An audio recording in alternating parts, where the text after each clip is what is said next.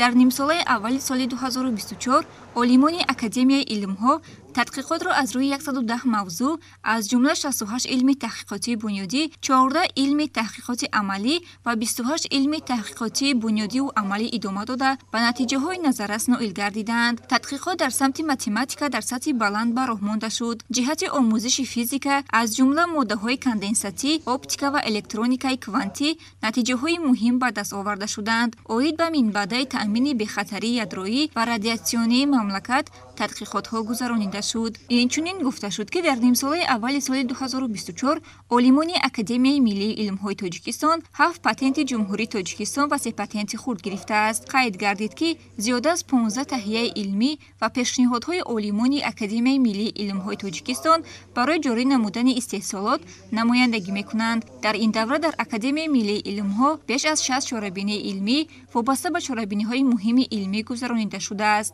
Аз ҷумла 13 тааш байналмилалӣ ва 20 конферансҳои ҷумҳуриявӣ, 17 семинарҳои ҷумҳуриявӣ ва байналмилалӣ, 11 мизи мудаввар ва 1 ҷаласаи илмӣ гузаронида шудааст. Дар нимсолаи аввали соли 2024 зиёда аз 300 корманди илмӣ муассисаҳои тадқиқотии Академия дар зиёда аз 400 чорабини иштирок ва суханронӣ карданд. Аз ҷумла дар форумҳо, конферансҳо, семинарҳо ва мизҳои мудаввари илмии ҷумҳуриявӣ ва сатҳи байналмилалӣ. Гуфта шуд, ки то 1 июни соли 2024 дар 23 муассисаи илмии тадқиқоти Нанд дар курси 1 ва 2 магистратура 452 нафар аз рӯи 53 ихтисос таҳсил мекунанд, ки аз онҳо 276 нафарашонро духтарон ташкил медиҳанд.